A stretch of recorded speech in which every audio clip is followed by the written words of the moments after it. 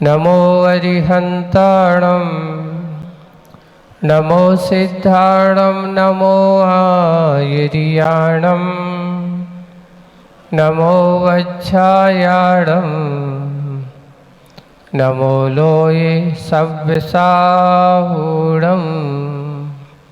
बोलिए पंच परमेष्टि भगवंतों की, शासननायक भगवान महावीर स्वामी की, मूल नायक देवादिदेव 1008 श्री शंभुनाथ भगवान की, परम पूज्य आचार्य गुरुवर श्री विद्यासागर जी महाराज की, आचार्य श्री समय सागर जी महाराज की, 3 करोड़ मुनि राजों की, अहिंसा परमो धर्म की, पूज्य मुनि श्री 108 अजित सागर जी महाराज की, समस्त मुनि संघ की।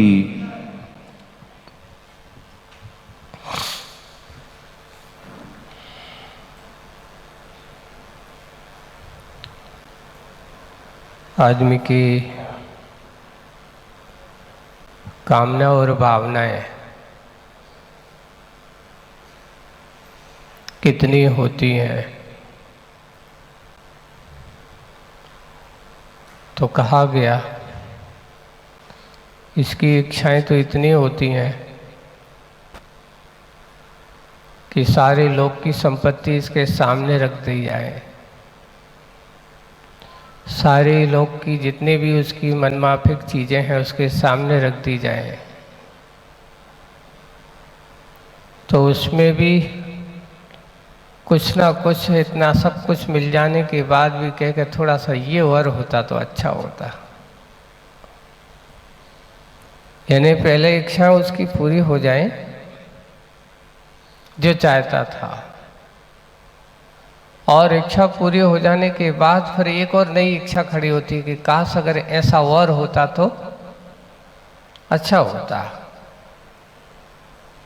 ये तो पूरी हो ही गई, वो तो कहता है ये तो अच्छा है, हो गया, अब आगे ऐसा और होना चाहिए, इसमें और नया बनाना चाहिए।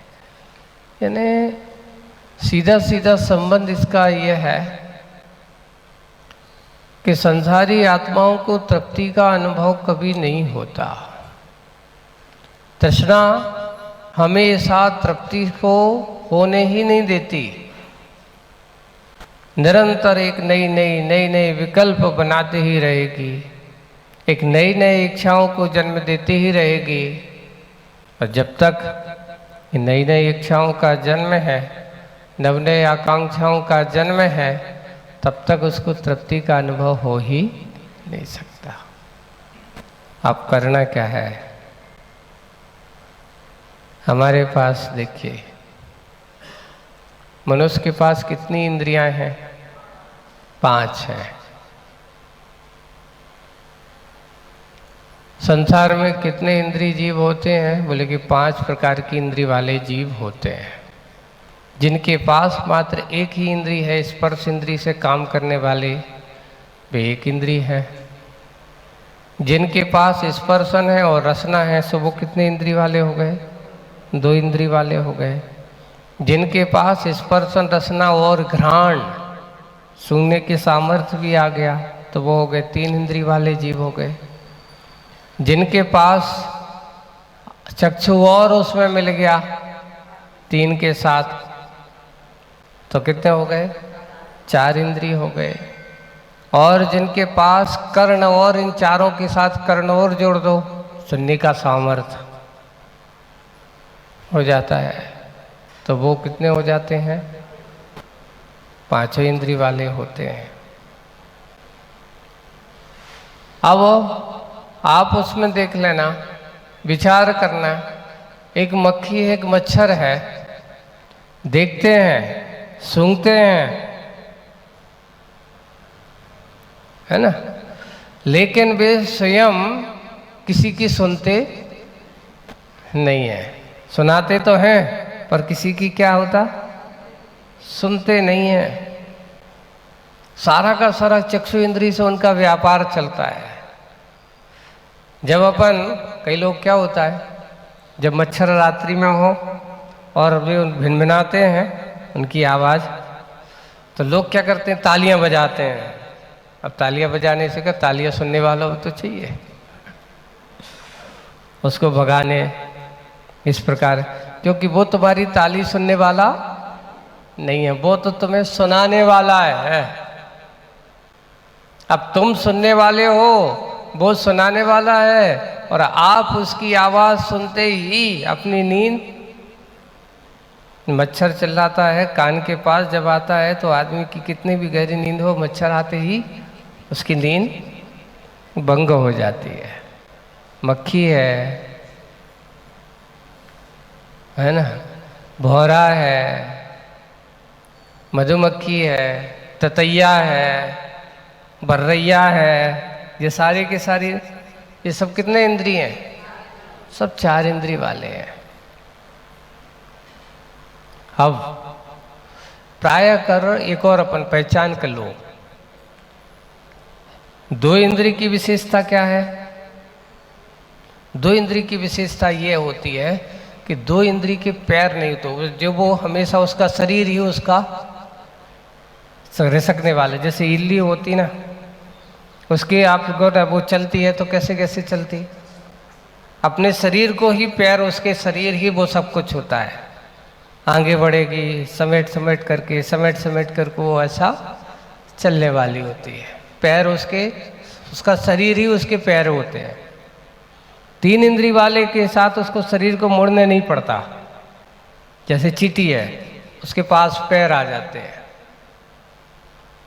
पैर से वो त्रिउला है, गेहूं का जो जिसमें कीड़ा होता है, और भी ऐसे चीटा हैं, मकोड़े छोटे जो बड़े वाले हो, काले वाले चीते होते वो हैं। तो ये सारे के सारे इनको दिखता नहीं है, सारा का सारा उनका घ्राण इंद्री से ही सब कुछ व्यापार चलता है। एक और जिसकी जो इंद्रिय होती है प्रमुखता से लास्ट में, यानी 2 इंद्रिय, स्पर्श इंद्रिय तो है ही, रसना इंद्रिय है ही, लेकिन घ्राण इंद्रिय से सबसे ज्यादा, जैसे चींटी का भागना दौड़ना सबसे ज्यादा घ्राण इंद्रिय का विषय उसका होता है।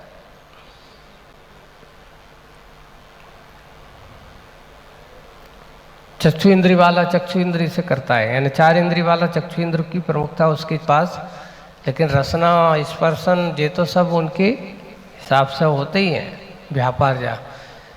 लेकिन मनुष्य के पास एक देखा विशेष, पंचेंद्रिय की विशेषता क्या है?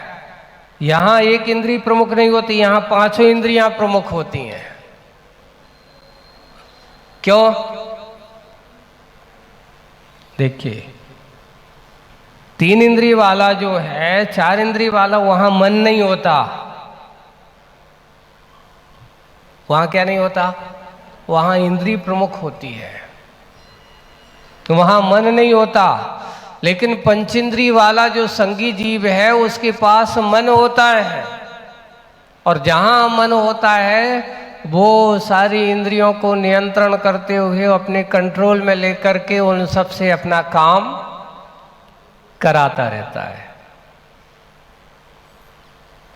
इंद्रियों को अपना दास बना करके अपना काम पूरा कराता रहता है। आज की आदर्श की कविता जो है, जिसका नाम है पेट से पेटी, आज की कविता का शीर्षक क्या है? पेट से पेटी। अब आप लोग सोचना, पेट है कि पेटी है? आप लोग कहते हो भैया तुम क्या करत हो, तुम्हारा पेट है के?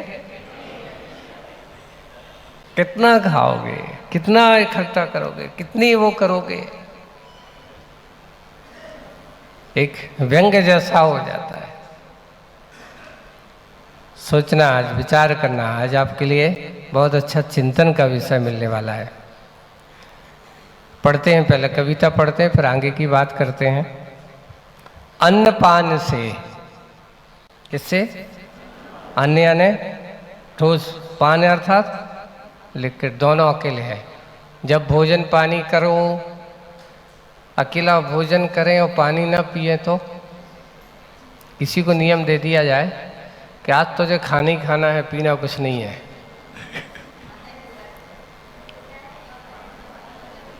तो फिर वो कहेगा ऐसा नहीं है।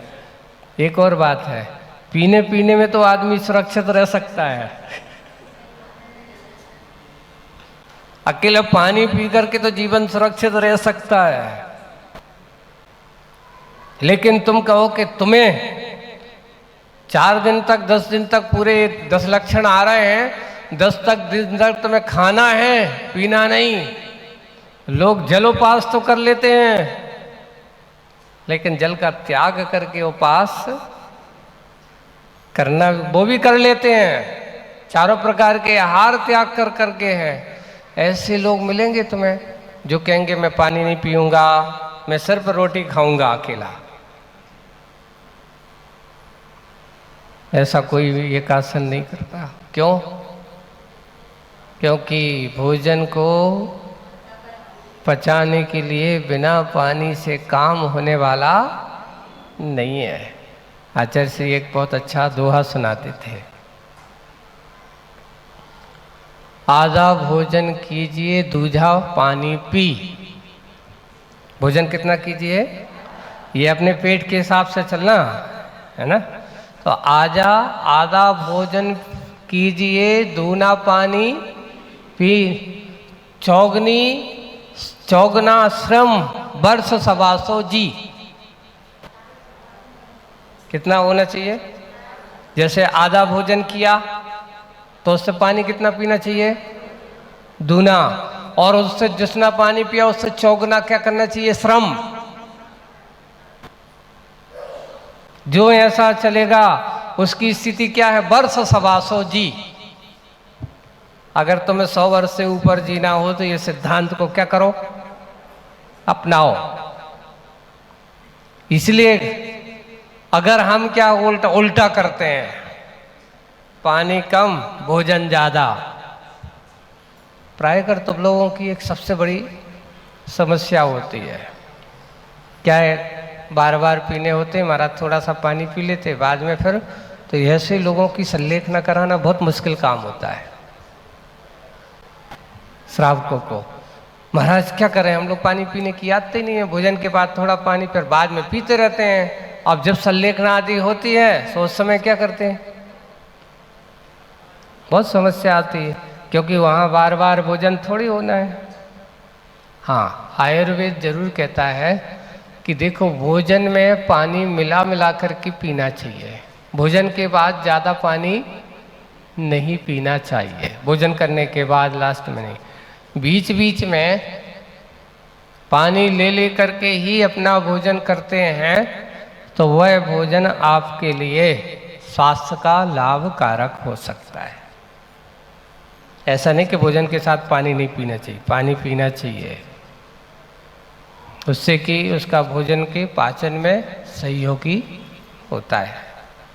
तो वही है आज अन्न और पान जो बात है, तो वहाँ जो लिखा कि दूना पानी होना चाहिए, दूने से फिर जितना तुमने पानी और जिन मिलाओ उससे चौगना श्रम। ऐसा नहीं भोजन करने के बाद सो नहीं जाना चाहिए, मेहनत करो। अगर आप करोगे तो भोजन को पचाने श्रम से ही पचाया जाता है, बैठ करके नहीं पचाया जाता है। उसको श्रम का अर्थ मानसिक है, शारीरिक है, सभी श्रम के लिए जरूरी है, ऐसा भी नहीं है। एक और आपको बताते हैं, एनर्जी जो होती है सबसे ज़्यादा आदमी के मानसिक श्रम से ज़्यादा जरूरत पड़ती है। शारीरिक श्रम तो है ही, करते हैं, शारीरिक श्रम के साथ साथ मानसिक श्रम भी अगर जिसका चलता है तो उसमें सबसे ज़्यादा एनर्जी की ज़रूरत पड़ती है। कभी कभार शरीर से तो मेहनत कर लेते आदमी, मन से मेहनत नहीं करते, दिमाग से सोचते ही नहीं है। और एक और, जब कोई ज़्यादा काम का लोड हो जाए तो आदमी का दिमाग क्या होने लगता है? गर्म होने लगता है, भारी हो जाता है, तनाव बहुत है, सिर दर्द बहुत है। क्यों? ओवरलोडिंग हो रही है, उसके हिसाब से एनर्जी उसको नहीं मिलती। सीधा सीधा गाड़ी का संबंध है कि गाड़ी में अगर आपका पेट्रोल है तो गाड़ी अच्छी हो, गाड़ी जब वो मान लो पेट्रोल कम पड़ गया तो फिर क्या करने लगती है, एयर लेने लगती है, गर्म होने लगती है। वैसे ही शरीर भी है, अपनी एनर्जी लायक अगर आपका भोजन नहीं है तो आपको तरह तरह की विकृतियां पैदा करना चालू कर देते हैं। सिर दर्द होने लगेगा, कहीं ये बीमारी हो गई, कहीं वायु बढ़ने लगेगा, कहीं आपको उल्टी दस्त होने लगेंगे, पित्त भड़क जाएगा, ऐसी। तो ये इस बात को तो आज का विषय वो है अन्नपान से पेट की भूख। किसकी भूख? अन्नपान से पेट की भूख जब शांत तो होती है, भोजन पानी करने के बाद जब आदमी बैठता है, फुर्सत होता है, शांत होती है, तब जागती है रसना की भूख। किसकी भूख जागती है?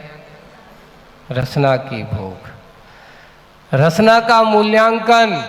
और बैठने के बाद पूछो काय भाई कैसा क्या रहा, क्या अरे आज तो मजा आ गया, आज ये तुमने बहुत अच्छा बनाया था, तो क्या होने लगता है? आज इसमें बहुत अच्छा स्वाद था, और आज थोड़ा सा इसमें थोड़ा नमक कम था, आज थोड़ी सी मिर्ची ज़्यादा थी। किसकी क्या होने लगता है?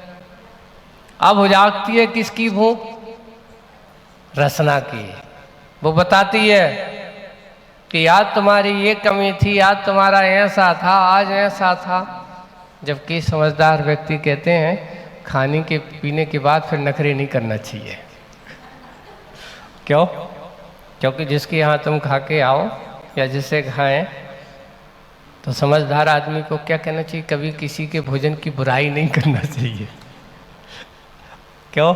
अगर बुराई करोगे तो कल से वो कहेगा ठीक है जब तुम कह नहीं है तो अब खाओ, जैसा वैसे ले। घर पे भी ये सिद्धांत होना चाहिए, बन सके तो हमेशा क्या करो? बहुत अच्छा। बस थोड़ी सी कहने का तरीका, अगर मान लो कमी भी हो तो कमी को गुस्से में कहने की अपेक्षा हंस के कहो, तो समझदारी को काम है। और अगर तुमने गुस्से में कही तो गुस्से का जवाब फिर गुस्से ही में मिलता है। और हंस के कहोगे तो और वो ठीक है, क्या कल से ध्यान रखेंगे।